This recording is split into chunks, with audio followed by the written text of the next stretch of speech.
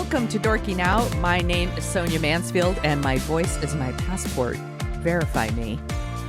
Joining me is my podcasting sister from another mister. What? What the? And the co-host of Dorking Out, Margo D. Hello, my friend. Farm out, right arm. Subtitles in this movie for far out and right on. I can't wait to hear about your subtitle experience with this movie. We are dorking out about 1992 Sneakers. By the way, 100% coincidence that we were planning to talk about this movie this week, and then Sidney Poitier died. R.I.P. By the way. We didn't kill him. We didn't. I know. We're not responsible. It's just what a strange coincidence. Mm-hmm. That's all. That's all I'm saying. I've had this movie on the list for a long time because I'm a big I like heist movies very much. And I find this one to be one of those kind of very comforting, kind of low stakes heist movies. I like it. It is written by Phil Alden Robinson, Lawrence Lasker, and Walter Parks. And Lasker and Parks actually wrote War Games, which I remember I've heard of it. Loving War Games back in the day. We should put that on the list. It's absolutely. Directed by Robinson, and it stars, this is a lot of awesome people, Robert Redford, Ben Kingsley, Sidney Poitier, David Strathairn. Thank you. Love him so much in this movie. Dan Aykroyd, River Phoenix. That one punched me in the gut a little bit. And Mary McDonnell, and then we got Timothy Busfield in there. Donald Logue, who I think his first movie, he's in a pretty small part, and James Earl Jones shows up, and then Stephen Tobolowsky. I was so close. That guy to me is always Ned Nyers. Was it Ned from Groundhog's Day? Yeah. And he's just trying to sell Bill Murray insurance. I love him so much. Everybody does. He's a national treasure. One of those people who's good in everything. So I think this was a first time watch for you. I've never seen this movie before. I don't know how I missed it. I was in college. I think that was a year that I was just like not going to the movies as often. And I think I was just doing other things. Yeah. This movie played at my theater that I was working at. So obviously I saw it in the theater. And then it was just kind of one of those movies that when I was taking a break or I needed some space, like sometimes coworkers drive you nuts. You want a little break? I would hide in Sneakers. And so I've seen parts of Sneakers many, many times. And I just have always really liked this movie. I will say I hadn't rewatched it in a really long time. And during this rewatch, and you had texted me before and you're like, this movie's long. And I was like, is it? And I looked it up. It is a little over 2 hours. And then when I watched it, the minute it hit like 90 minutes, I was like, when is this movie over? Yeah. Like, it is like 30 minutes too long. It's if this movie were 30 minutes shorter, I swear to God, it would be a classic. Yeah. I think a lot of people have a fondness for this movie, and I have a fondness for things. I made you watch The Santa Claus, for Christ's sakes. I mean, and yes, obviously not an Oscar-nominated film, nor does it. I've just seen it so many times that I find it enjoyable, and I think that's the way a lot of people feel about Sneakers. For sure. They've just, it was on TV a lot. It's very inoffensive. It's clever. I mean, it's a heist movie. It's got cool people in it. Yes. But for me, I would say like around the 90-minute mark, I was just like, when is this going to end? Mm-hmm. Where's James Earl Jones? Like, I'm just like, the stakes are just not enough for me because I never really felt like they were in danger. Right. I hear That's you. just me. I mean, I'm fine with it being kind of low stakes. Like, I think that's one of the things I like about it. There's a couple of things going on for me. By the way, I totally agree that I think it's like 30 minutes too long. Mm-hmm. First of all, I'm a total sucker for a movie that's filmed in San Francisco. I'm True fact. I am the target audience. Like, I'm like instantly like, oh, yes, I'm in. This is why we will watch something like Pacific Heights. I'm like, yeah, even something shitty I'm like, I'm in because it's filmed in San Francisco. This is why I own Foul Play with Chevy Chase and Goldie Hawn on DVD. Well, it's a good movie too. Yeah. And I'm a bit of a sucker for a heist movie. I really like smart people doing, I guess, smart things, like, and the idea of like the team that are all working together towards one goal. And I think a lot of people like heist movies. It's not like, oh, Sonia, you're so original with your like of heist movies. I think this is the same reason that shows like CIS and NCIS and all those other shows with acronyms are so popular. They're all about teams that work together towards one goal. And so this works for me. I really like all the people in it. Like, I like Robert Redford in this role. I like Sidney Poitier in this role. I love David What's-His-Face. I think he's really good. I was just excited to see River Phoenix again. Like, I know he is, as you told me, looking a little zonked out, but yeah, he also, like, there's just a scene where like they're taking turns dancing with Mary McDonnell, and he just looked like he was having so much fun. And it made me really miss River Phoenix. Yeah, he made, your own, my own private Idaho, which if you've never seen the movie, it's kind of intense. Yes. And he filmed that for a really long time. And I think he said he just wanted to make a fun movie and make some money. Yeah. And just like not have to work too hard and make some money. And I think to me, he looks a little worse for wear. I think he's just not as sharp as he normally is. He would be dead within a year. I mean, that's the sad part. I mean, he's so young, and he was so beautiful and very talented. All these people are super they're all Oscar nominees, if not winners. Yes, it's which true. Is, and I just pretty amazing. And I love their interaction. So if you haven't seen Sneakers, go watch Sneakers and come back. This is all of these guys work together on like I think they call themselves a counter security firm. So they break into like banks and businesses. They're hired to do that, to test the security systems to prevent other people from breaking in. So the movie opens and they are breaking into a bank, and they all have their specialties. So like, I don't really know what Robert Redford's specialty is, other than like putting the team Robert Redford, he's being hot, I guess, and like bringing the team together and being charming. I don't know, but like Sidney Poitier used to be in the CIA, so like he has just a lot of knowledge. And then David What's-His-Face plays a guy named Whistler, and he's blind, but he has these like amazing ears, and he is like a telecommunications expert. By the way, 92. This is 92. So the internet, you would hire a blind person. Yeah, the internet is like barely a thing at this time. It's not even a thing. Yeah. And then we have Dan Aykroyd, and he's playing a character named Mother, and he's like the like super electrician. He can like get into anything, and he's also like their resident conspiracy theorist who thinks like the government fakes the moon landing. Oh my, I said loon manding. Boy, this is our happy hour show, by the way. And then River Phoenix is like a young super hacker who's also kind of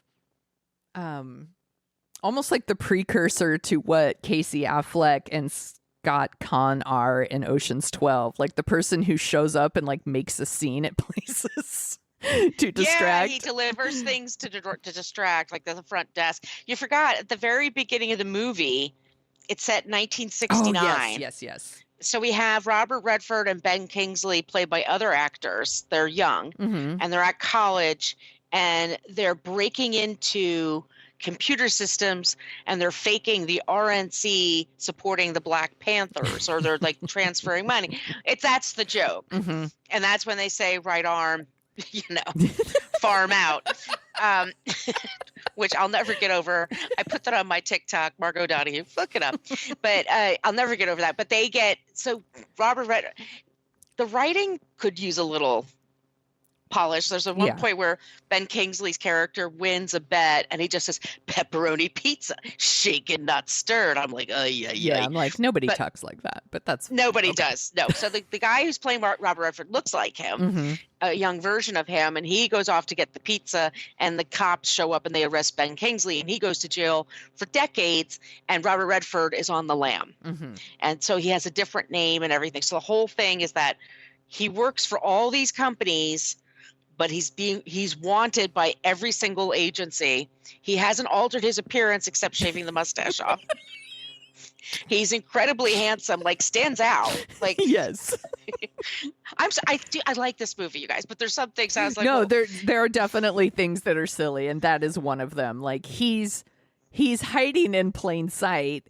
Right. He's doing something for his job that is 100% in his wheelhouse. Like the thing that he is like accused of doing and would get him arrested. He's doing it as a job. It's not like he's a chef at a restaurant or like he's doing what he's accused of. So it's like you're not being a very good person on the lam, but okay. Yeah, I mean, and he's in a major city. He's very handsome. I mean, he stands. There's times he walks into like a bank and he's not wearing one goddamn disguise, not even like glasses.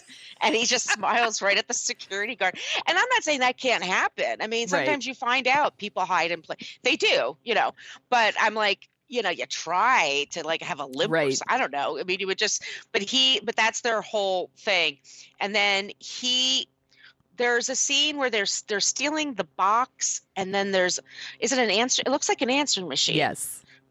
And it's a box. What's in the box? What's in the box? What's in the box? So they have the box, and that's like all of a sudden everything takes a dark turn. And this box has the ability to break into any computer anywhere in the world, right? It can go through any sort of encryption program in the country, basically. This is 1992. Yes.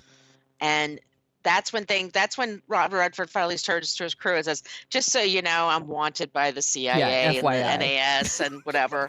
So there is, you could all get arrested any second, but don't worry, I'll figure this out. And they have to there's a toy company. And what does that have to do with everything? So some of this confused me. So the toy company it turns out it's run by Ben Kingsley, but it's really a front. So they do make toys, but they also have these like great minds working for them, developing all these different kinds of computer programs and chips. And it's also a front for the mob. There's also a whole, why not? Let's just throw the mob in there too. There's this whole thing about Cosmo made friends with the mob while he was in jail, and when he got out, he helps organized crime get organized with like, spreadsheets and whatnot. Apparently he's really Excel. Yeah, apparently he's really good at Excel. So he's better than me. Everybody's better than me. So they decide, they're like, what? I never thought of using a spreadsheet before. So they hire him, and that's his thing. So he's this huge like criminal mastermind, but the mob thing never seems to come into play, even though he works for the mob. There's also a thing about Robert Redford hasn't told anybody who he really is, except for his ex-girlfriend Liz, and who is played by Mary McDonnell. He goes to her at one point, and he wants her to like go to this event with him and help him understand it because it's about math, and she's a music teacher, so I guess that makes her good at math. Sometimes that is the case. My dad was good with math and music, so it is a similar skill set in the brain, but not my brain. Anyway, when she shows up on that screen, that woman is fucking beautiful. Yes, she is not even adorable. She's gorgeous. Yes. Those cheekbones. I mean, she looks beautiful in this movie. I actually really love her character in this movie. Yes. Because I think she is really smart. I think she calls people on their bullshit. And I actually like their relationship. I like that they're grown-ups. Like, they do care about each other and probably still really love each other, and he shows up and she's like, we're not getting back together. And every time they say that in a movie, by the way, it means they're getting back together. They're stripping. Of course. But I love I love their relationship, actually. She just calls him out on stuff, but they do care about each other, and I think it's really well done, actually, their relationship. And like you said, she is gorgeous. She's gorgeous. And at this point, she's really only known for Dances with Wolves. So it's kind of cool to see her do something else. I knew somebody whose husband was in Dances with Wolves. He was in the Civil War troupe. Oh, really? Yeah, he was a Civil War reenactor, which now I realize, God, that's a fucking weird thing to do, and a weird side to take. But anyway, they got to go to the premiere, and she met her and said, she's so lovely. I mean, just as beautiful, on the inside as she on the out, like friendly and sweet and like super, super nice. She's the kind of actress, she emits like intelligence, smarts. Yes, she's like Jodie Foster. Yes, like I don't know if she could ever play someone dumb. Like she couldn't play a bimbo. I wouldn't buy it. No, and I do super love her. So there's a whole thing where they're going to break into Donald Logue's office. He's the famous mathematician, and they're gonna steal this black box. What accent is he doing? I think he's German. Yeah, it goes in and out. It's a little like a German, Russian, American kind of like, well, they'll just buy whatever I'm doing. It's his first role. He's a young person here. But also, I was confused by that. Also, I think Donald Logue is someone who I just, whenever he shows up, I'm like, cool. Like, I really like him. And I hear he's great. I hear he's really cool too. Yeah. He plays himself, by the way, on What We Do in the Shadows. Yes, that's right. And he's so fucking funny. He is so funny. He's like, I just became a vampire for a role, and now I just it's so funny. But there's this scene where he's like doing his work or whatever, and his like sexy doctor colleague comes in, and she's trying to seduce him and all this stuff, and they're like making out, and immediately like River Phoenix characters like, permission to watch, and they're like, no, pervert. Like, they shoo him away. And Robert Redford is watching, and there's something about Sidney Poitier walking up and going, let me see. That makes me laugh every time. Because he's so dignified. Yes, that's exactly it. Yeah, like what was the movie he did about the teacher, To Serve with Love? Yes, Did you ever see that? Yes. Yeah, he's always, girls are sluts, don't be a slut. He's like just very proper and strong. And here he's just being pervy. Something about him doing like a dirty old man, let me see. It does make me laugh out loud every time. And while we're talking about him, a couple of years ago, I watched for the first time In the Heat of the Night. Yeah, that's that a good movie. Is the fucking shit. He's so good in it. He's so good. He's such a good movie. I should rewatch it tonight. Instead, after he passed, I watched Sneakers. It's an odd choice. It's a really odd choice because Mary McDonnell has more to do than him. Yes. I mean, that's the other she's thing. listed before him in the credits. I put it in the. Wait, I also had I think I put the credits on my TikTok. I was like, wow, she's listed before him. Sidney Poitier. I'm sure she's not in charge of that, but I mean, this could be like a River Phoenix situation where maybe he was looking for something light. And look, and we all have a mortgage. We all have rent or a mortgage to pay, right? Yes, absolutely. Everything's relative. Yeah. There's this there is some like random like what the fuck racism thrown in the movie at the end towards him. Something called a midnight. Yes, and I was like, what the fuck? Like, I didn't even remember that, by the way. And that's what causes him to kind of to finally lose his temper and like start beating people up. And I'm like, I don't think the movie needed that. Like, he could have just beat these people up. I don't think, we also, yeah, the audience, they want to get the audience mad, and that's a good way to do it. True. Valid point. So they steal this box, and then they have like a celebration, and they're going to get all this money, which they think they're getting from the National Security Agency. They are going to get all this money, and Robert Redford's record is going to be cleared, and they're going to hand over this box. And that's where we get the scene where Mary McDonnell is dancing, and they're each taking turns dancing with her, and we get to see River Phoenix dance, and that makes me happy. But that's when they discover what the box really is. It's not just it's not just a code breaker, it's the code breaker. Code breaker. And it looks like an answering machine. That's the thing. So this cracks me up because it's another like, what? Why do we need that? So Whistler is experimenting with this box, and he's the one who's discovering that it actually can break all these encryptions.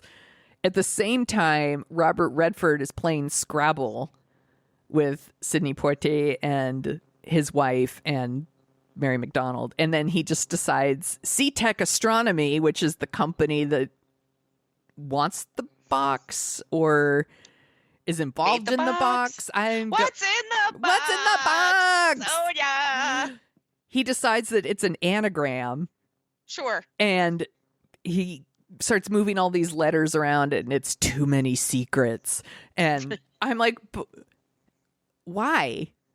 Exactly.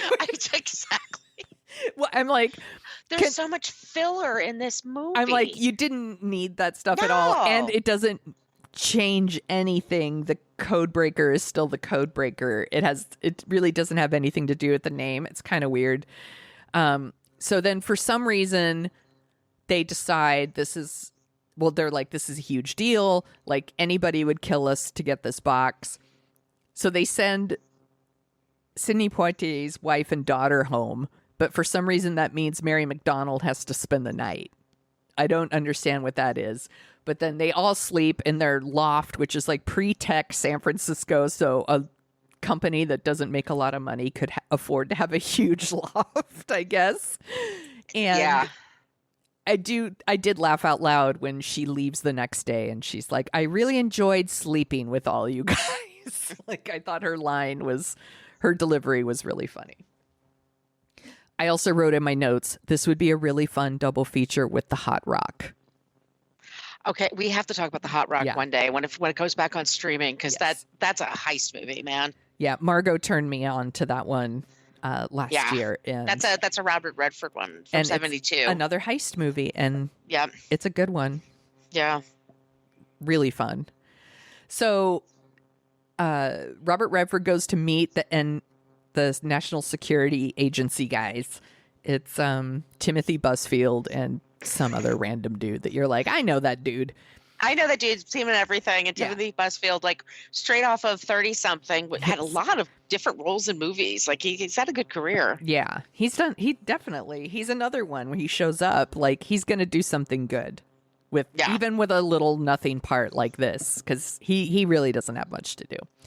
He shows up, he realizes that they're not who they say they are, and he does all this driving around that area, and this is just for like San Francisco people, I guess, but that he's driving around where now the Giants ballpark is. It is totally different there. In this movie, it's all very industrial, and now it's just very built up. There's nice restaurants and condos, and the ballpark is there, and like it's a whole thing. It looks super different, and I get very excited when I see stuff like that. So at some point they catch Robert Redford, the bad guys, the not national security agents, and they knock him out and they throw him in the trunk of a car, and they drive him around, and he wakes up in Cosmo's office, and it turns out Cosmo didn't die in prison at all, because he made friends with the mob, and he helped them with their Excel spreadsheets and taught them how to use clip art and stuff, and so now he's all protected. Highlight the row, and you can find out Taught them how to use formulas and stuff. Is super awesome. After that, he's going to teach them, how to use Google Slides or something. PowerPoint. He's going to invent the PDF. I don't know. And that's when Cosmo reveals his plan is he wants the box to like destabilize the world's economy. I'm sure. Like, sure. Go for it, dude. Who cares? I don't, but Martin's like, Martin, that's the Robert Redford character, is like, no, you can't do this. There's also all this other stuff about like, there's like a Russian ambassador at one point and like Robert Redford's hanging out with him. And then they like kill the Russian ambassador and make it look like it's Robert Redford. We never hear about that again. It's like it just disappears. Filler in this movie. They drive him out, and there's only, like they say, there's 4 bridges connect San Francisco to the areas around it, and they make a big deal. He's like, ba-bump, ba-bump. I'm like, of course that's the Dumbarton. Anybody who lives in San Francisco. That's not the Bay Bridge. That's not, Golden Gate. Like that's, I mean, there's like takes so, because they have to show that what David Strathairn is really good at. Yeah. Is formulating the sounds. Yes. There's just a lot of stuff here. And Aykroyd, I loved, he was constantly wearing different Bay Area caps for the Giants and for the Niners, and I liked he had a Tragically Hip t-shirt on. His Canadianness is showing there. He wore River Phoenix's band shirt at some point. That's awesome. Which is great. I mean, I just like everybody had a point where they could kind of shine. Yeah. And this was Whistler's time to shine, is to actually. Well, there's he gets a few. Yeah, he also I did actually laugh. I mean, I was like rolling my eyes because Robert Redford at one point makes him drive, and he's blind, mind you. He's rightfully scared, by the way. He's rightfully like, I don't know about this one, but okay, I'll trust you. And that actually was a pretty funny scene. Yeah. I did enjoy that. I did forget to mention there when they go back to the mathematician's office, who has now been murdered. Once again, that never comes up again. And they run into his lover. And there's all I like that lady. She's in a lot of things. Yeah. There's this weird conversation between her and Robert Redford where he's saying like, I was a private eye. I was hired by his wife, and she's like, he's not married. Oh, but he is married, all this stuff. And Whistler is the voice in Robert Redford's head. He's got an earpiece on. And like at some point he says, and, be kind to him. He's having a hard time with his soon-to-be ex-wife. And then he says, and give him head whenever he wants. And Robert Redford almost says it, but doesn't say it. And then says like, be a beacon for him or something. And it's something, once again, about Sidney Poitier laughing at that. Once again, because he seems so classy and dignified, to be laughing at a joke about blowjobs also makes me laugh. And it's a standard line from 92. Totally. Such a boys line. It's a boys club. I mean, it's also like, except for Mary McDonnell, this is pretty much a sausage fest. It 100% is. So Whistler helps Robert Redford figure out where Cosmo's office is. They narrow down the bridges. He figures out that it's the Dumbarton Bridge, and they find the office. So then they need to get into Cosmo's office, so they start a stakeout. They start filming the building. They're trying to figure out who is working in the office right next to Cosmo, and it's Stephen Tobolowsky. Was I close? Yeah. Who turns out he's playing the world's most boring human, they say. And he's an online dater. They go through his trash, and that's where they discover that he is an online dater, which they talk about is like how sad he's an online dater. Well, there's still okay. So I read this the other day in Sex and the City, which is like 10 years later, but there's a whole, like their first season or something, they all meet up for someone's birthday, and at the time none of them are married, they're all single, and they're all bummed out that they have to meet up with each other for their birthday because they're all single, Sonia. Oh, that's the worst. That's the worst. Please. So sad. But yeah, they kind of shame him. It's like, like, also, how can you not get a date? Also, everyone dates online now, so it's like I will say, like, back in the day, there was this like shame and dating, like a sadness of like using personal ads or, you know. But yeah, I think his thing is like CompuDate or something like that. He's using it's computer dating, what they just call it. Yeah, and it's played to be really sad. They go through his trash and they're trying to figure out like what woman could they set him up with so that they could like record his voice. And what's the only woman in the movie? Let's ask her. It seems like the choice is pretty obvious.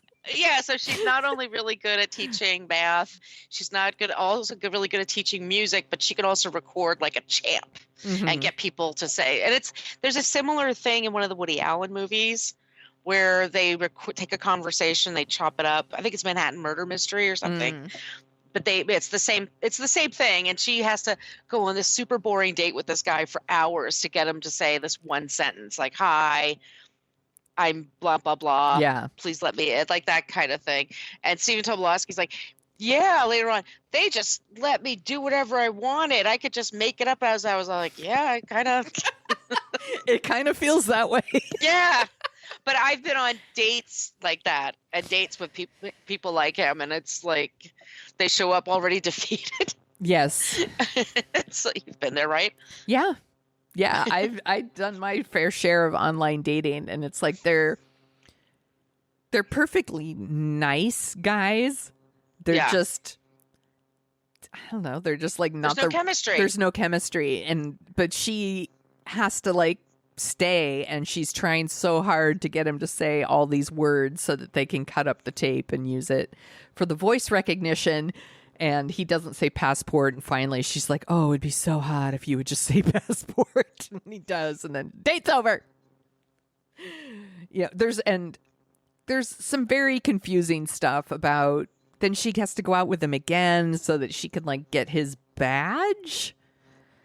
Something, and then she goes to the bedroom in his house, and it's on the second floor, and she doesn't bring her purse with her. Like every woman brings her purse with her when she goes, but it falls over, and he has that toy that's just sort of like a Chucky doll kind of dog toy. That's weird, and but then he's in on it, and then he's upset with her.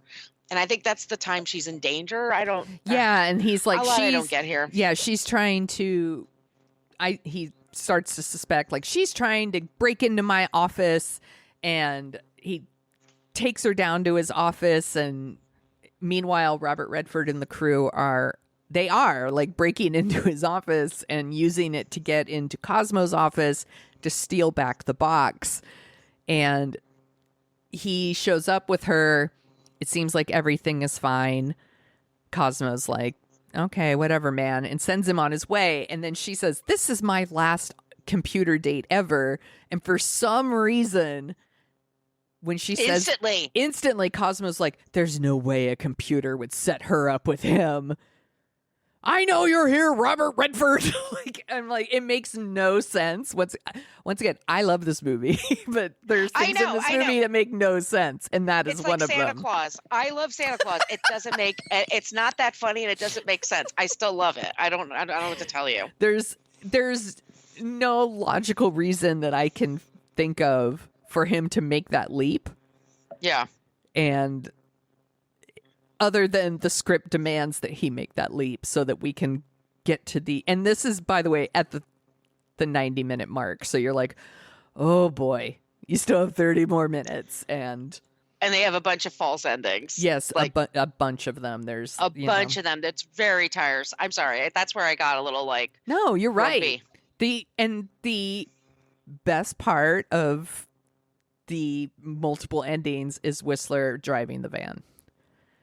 Yeah, him talking the blind man into driving the van. Can we fast forward a bit to the end? Yes. They get back to their office, and James Earl Jones is there. Yeah, they just break in with real NSA people, or yes, they're all government agents, and it's revealed that they couldn't actually use this black box to spy on other countries. They could only use it to spy on other government agencies. So they want to use it to spy on each other, basically. It's very silly.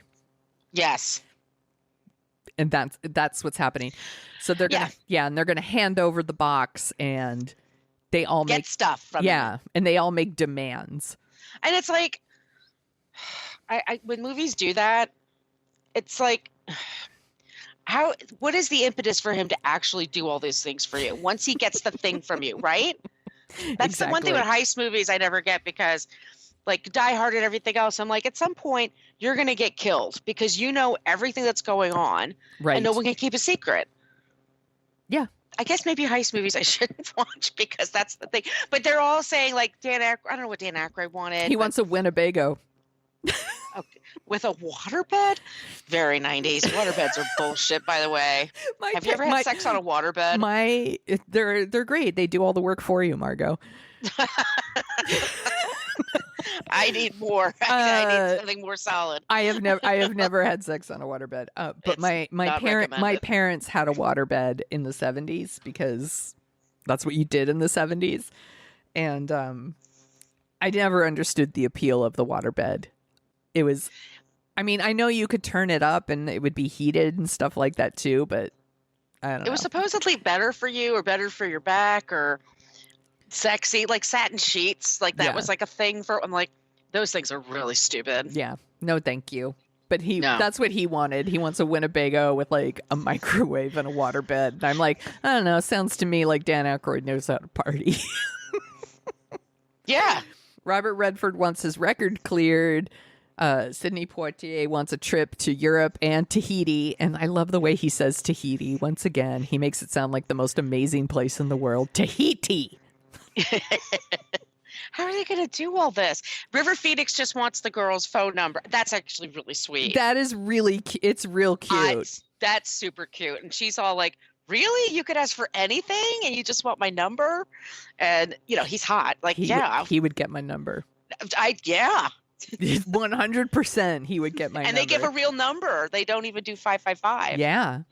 I wouldn't give him 8675309. He'd get my real number. He wouldn't need it, actually, because I would just stay. I would just stay, and he could take me home.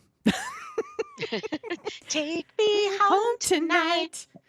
They asked Mary McDonnell what she wants, and she says, nothing, I'm fine, which, I don't know, seems very on brand for that character. Yeah. She has what she wants. She wants the fuck out. She's like, I've got to change my life. Well, I still have my good looks and everything. Yes. Well, I'm beautiful. I'm smart. I got to get away from losers like this. Yeah. I do love that Whistler asks for peace on earth and goodwill towards men. And James Earl Jones says, we're the United States government. We don't do that sort of thing. But I'll try my best. I'm like, Whistler, you should ask for something else. Yeah. And then James Earl Jones leaves. He takes the box with him, and Robert Redford reveals that he took the chip out of it. So it's not really going to work. And then we get this this news segment at the end that reveals the bankruptcy of the Republican National Committee, and then these large donations to Amnesty International, Greenpeace, and the United Negro College Fund, which I'm fine with. Yeah.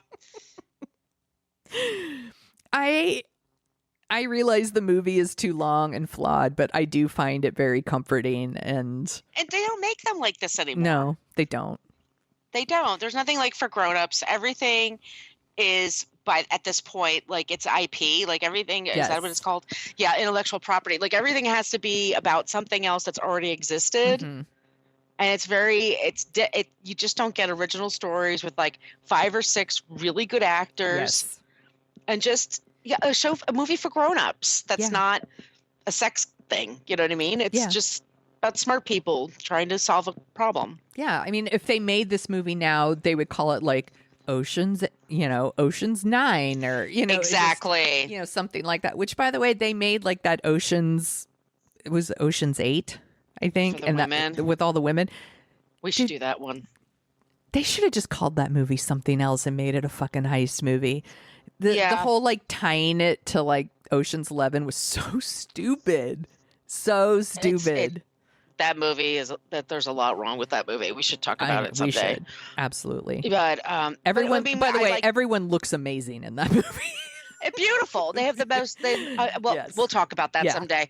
That's its own thing. But like a smart movie for adults. Yes. That's like you could watch. It's like not offensive in any way. I mean, except that the racism that Sidney Poitier has to deal with. Yeah. But they're meant to be assholes that do it. We're supposed to hate them on sight. Absolutely.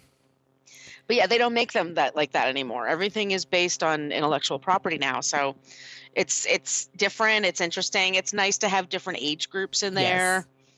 It's nice to have different people working together. I think Mary McDonnell is just like so beautiful and so great. This is one of Redford's last big movies. Yeah, and he's very charming. He's a charming motherfucker. I mean, that guy, motherfucker. You know, I mean, he's you know, he can hold a screen with Sidney Poitier. Yeah, this is a movie that was like made for TNT. Yes, like it's like a perfect Saturday afternoon with commercial breaks movie.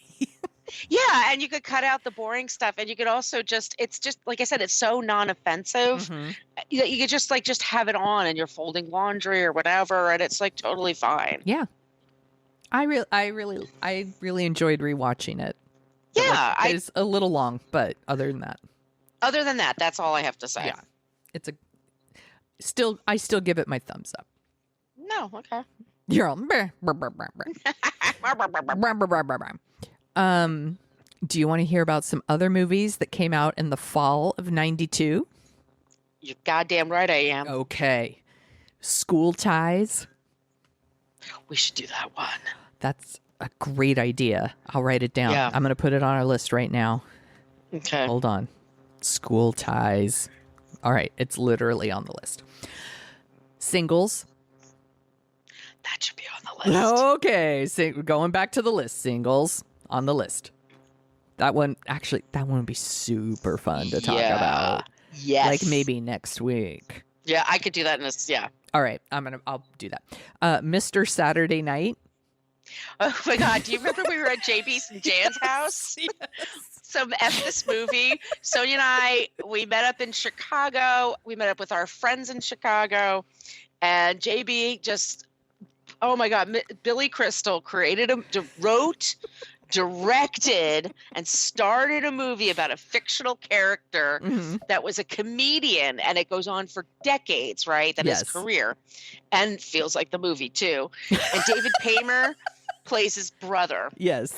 And it's deadly serious. Like, and and JB just does this so beautifully the way he describes it, but just like this is Billy Crystal's Oscar grab. Yes, it did not work. No.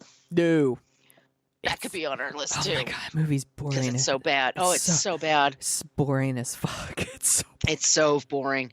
He's trying to do it on Broadway now. I think he's has it on Broadway right now. Yes, because someone sent it to us in the text group about it, and we were all laughing about he's Mr. Saturday Night for 8 shows a week or something like that.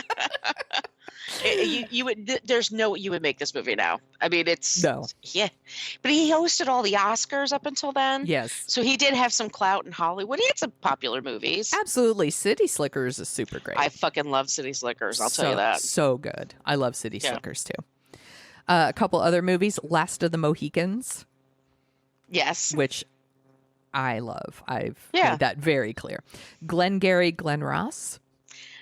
Bummer. It's a good movie, but if you want to watch Jack Lemmon being browbeaten and sad. Humiliated, no, nobody wants that. Jack Lemmon is so good in that movie. He's so pathetic, though. It's so hard to watch. So bad. But that character, if you have never seen Glengarry Glen Ross, but you say you watch The Simpsons, there's a reoccurring character on The Simpsons that's based on that, and he's Gil. And Gil is so sad and everything goes wrong for Gil. He can never make a sale in any store he's working in. It's so sad and funny. Other movies from '92, The Mighty Ducks.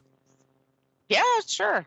I'm like, by the way, like, younger people love The Mighty Ducks. People that are about 20 years younger than us really love them. Yeah. Or 10, I don't know. A River Runs Through It. Boring. Fishing movie, yay! Brad Pitt looks beautiful in it. When does he not look I know. beautiful? Beautiful. It's boring. Reservoir Dogs. Good movie. So good. And then this last one, Consenting Adults. That's on our list, isn't it? I think it is somewhere. I'll make sure. I'm going to put it on there right now. Yeah. That movie's fucked up. Okay, do you want to hear some of the songs of 92? Yes, I do. Okay, so I want to I got an array here of different genres. We have 10,000 Maniacs, These Are the Days. I love that song. It's played all the time. I loved it, though. Yeah. Loved it. John Cicada, Just Another Day. That's another song you could not get away from. No, you could not. I worked in the mall at the time. You could hear that over the speakers at the mall all the time. All the time. Snap! Exclamation point. Mm-hmm. Rhythm is a dance. Oh my gosh, yes. Yes. Billy Ray Cyrus, Achy Breaky Heart. Oh, man. Talk about a fucking... That song was everywhere. And I think it had like a dance that people kind of like to do with it. Oh, it was the Achy Breaky. Yes, Yeah. Sonia? Yes. Like you were line dancing to it. I totally wasn't. I wasn't. TLC, Ain't Too Proud to Beg. TLC was the best. Fucking best. The best. Annie Lennox, Walking on Broken Glass. That's a really good song. Crisscross, jump, jump, jump. Daddy Mac will make you jump, jump. I love that one. Wiggy whack. Such a good song. And lastly, this song you could not get away from if you had MTV, if you watched MTV. Guns N' Roses, November Rain. They loved to play that video, and it was so long. That video, the video is better than the song. Yes. Contend. That song is too fucking long, but that's a really good video. No, the song is the one that DJs would play when they have to go to the bathroom. Exactly. Say 8 minutes or something. And do you remember on MTV Music Awards, Elton John actually came out and played it with Oh Elton my John God. Play with anybody. This He's is just true. Like, he's eternally like a young person in that way. Like he just always is like, yeah. Yeah, Whoever all you have to do is ask. Yeah. Good for him. So that's it. That's all I got. Those are really good picks. What else are you dorking out about? I had my hair done yesterday. And I go twice a year to get my keratin treatments, and it's like about 3 to 4 hours. Yes. So they have these little stands that hold the iPads, and you can watch Netflix. Mm-hmm. So I went and watched Cobra Kai, the new season 4. Oh, is it so good? It's fucking great. It's really good. I'm so behind. It's cheesy, sure. Yeah. Do problems solve themselves like in between episodes? Yes. Is it believable? Not a chance. There's a guy there that was in Thomas Ian Griffith. Is that his name? He was in Karate Kid 3, which I never saw, but he was the bully in that. Okay. And they bring him back, and then he and Kreese, who was Sweep the Leg Johnny from the original movie. Yes. They were best friends. They served in Vietnam together, and I'm like, was this guy in kindergarten when they got him into Vietnam? Was he wearing little pull-up pants as he's holding, like he's ducking the napalm? He was undercover, Margo. He went undercover. undercover. He was undercover. There's no possible way. These men are not the same age. It's ridiculous. But they play like they're both Vietnam veterans, and they had a beef. And now and he becomes a billionaire. That he comes back, leaves that behind to coach Cobra Kai. It's great. It's super fucking great. I loved it. It was like super engaging. And then there's a show. There's a multi-part episode for a show called Stay Close. Yes. It's a murder mystery. There's a lot going on. It's British. It's got accents. It's got Eddie Izzard for a little bit. Love him. They have these two murderous young people. They're in their 20s, but they like break out into dances and then they kill people. It's bananas. Like this, it's a shock ending. It's like it's super super love it. It's very popular on Netflix right now, and I say if you're looking for something to binge and a murder mystery, British procedural, you know, I love all of those things. Stay close. It's really good. On my list. I am late to the party on this one because we watched The Matrix Resurrections. I decided to go back and watch Sense8 on Netflix, which is created by Lana and Lily Wachowski, who did the Matrix movies. And I was like, I'm just going to give it a shot. And I got totally sucked in. I have like 2 more episodes to go before I'm finished. Like I was on vacation last week, so I had some time. And there's only 2 seasons, and I think that second season ends with a series finale, like movie type thing. So I've got like 2 more to go. I called it on Twitter, it's a horny Lost, basically. Oh, I like that. Yeah, and then somebody else tweeted to me, it's like the X-Men, but they fuck each other.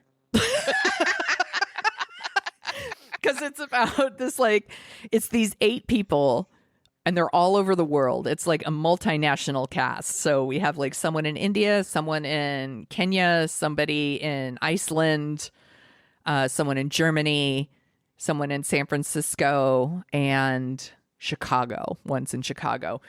And they are all emotionally and mentally connected. They're all linked, and they call them sensates, which, you know, I don't know. Maybe that's a real word, or maybe it's a made up thing for the show. I don't know. But they can all like kind of, and there's another woman in Korea, and they can all like kind of pull from each other, like knowledge from each other.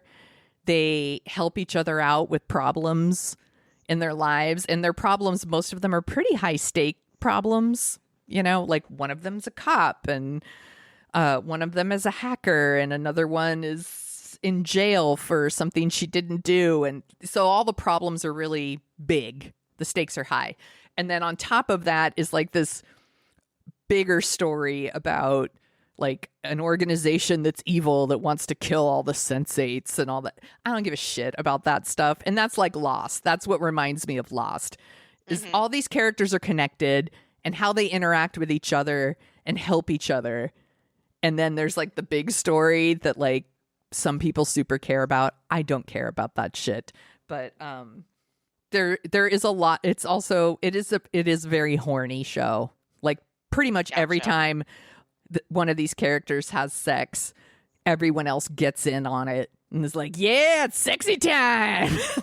That'd be very inconvenient depending on what you're doing at the time. Get out of here. I'm driving in a rainstorm. This is not helpful. Please stop the blowjob for just a sec.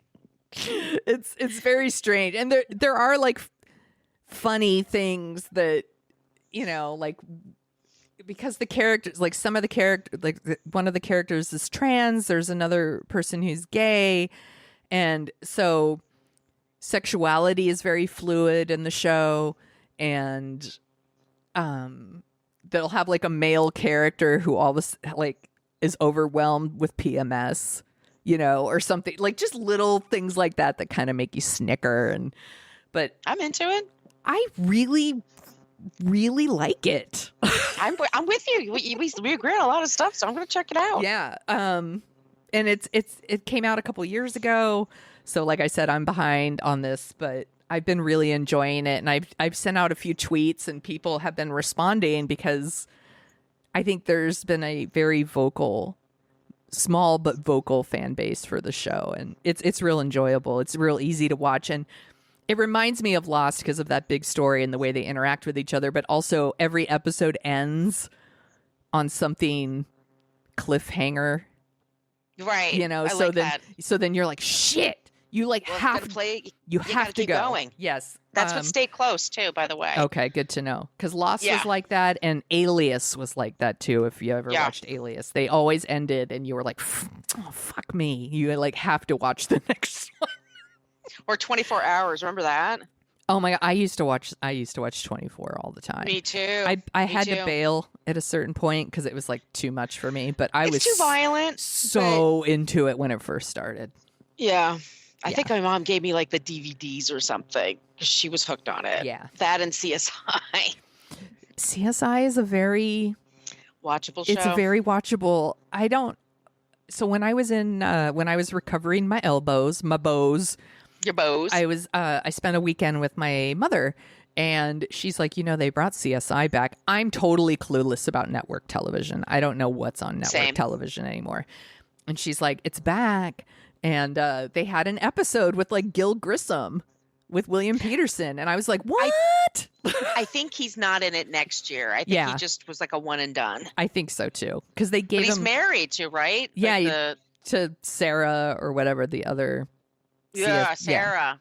Yeah. But all the other CSI people, it was like new people. And I was like, they don't really interest me. But whatever. I know that people love those shows because they're like heist movies, to go back to what we were talking about earlier. Everyone working on one goal. So this was super fun. I'm glad we talked about sneakers. It had been on the list for a long time. I forgot something about Cobra Kai, really important. Oh, yes. They have the tournament, which is how the movie ended, the original Karate Kid movie.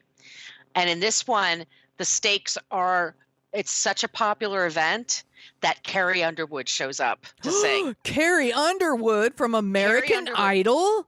Right, because she talks about that. I love competition, as y'all know. No.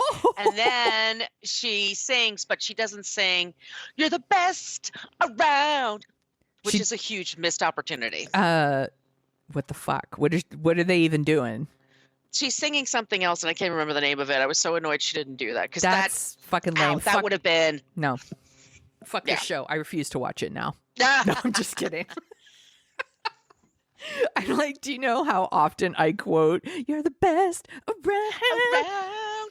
I say it at work all the time, and young people do not know what I'm talking about. They have no clue. No. Unless they get into it. What I like about Cobra Kai. Go. I like about it is that they really do go back to the films and show you full scenes from that, and then and then put that into the current show, so it gives it some sort of like, oh right, yeah, that happened, that was a thing.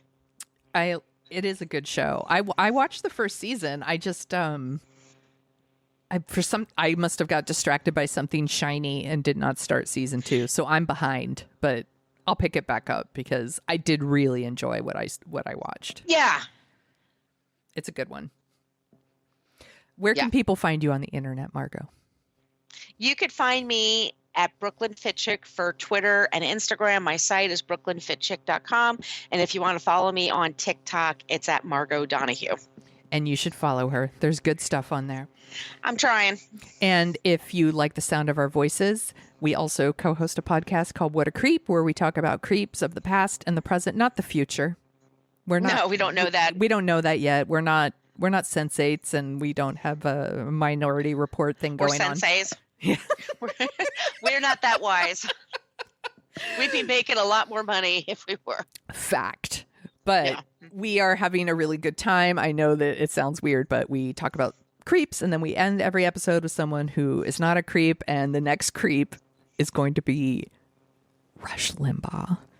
And seriously, fuck that guy. It's going to be so fun because I hate his guts. I hate him. I don't care that he's dead. I don't care. He sucks. So you can join us there. If you like dorking out, you could go on Apple Podcasts and give us a review. That would be fabulous. And we'll give you a shout out on the show. If you would like some stickers, you could email us at dorkingoutshow@gmail.com. And somebody did that this week. I sent it your way, Margo. And yes, I saw. Send from us England. Yes, and send us I think she's from the UK. I think you are correct. And send us your requests. You can email us requests anytime. We love requests. Just make sure it's streaming. Yes. Please make sure it's on one of the big streaming platforms. Yes. If it's something you have to buy as a DVD or a VHS, yes. Sonia can do it. I can't. I don't. It needs to be streaming. It needs to be available for rent. Yes, so that everybody has a chance to see it. That's the whole point. Yes, because we mock it enough that people are like, well, I got to see the shit for myself. Yes. Or we enjoy it so much. Yes. We get requests all the time for Pump Up the Volume, Better Off Dead, and Airheads, and Satisfaction with Justine Bateman. None of these are streaming. I'm checking every week. No joke. Right. You can find me at thesoniashow.com and the Sonia Show on Twitter and Instagram and the TikTok. This was super fun. I'm really, really glad we did this. I did too. I think you and I should get in your car now that your bows are healed. I don't have my driver's license anymore. I live in New York. But let's go on ice. Let's go to the Dumbarton Bridge and do it. Let's do it. My voice is my passport, yo.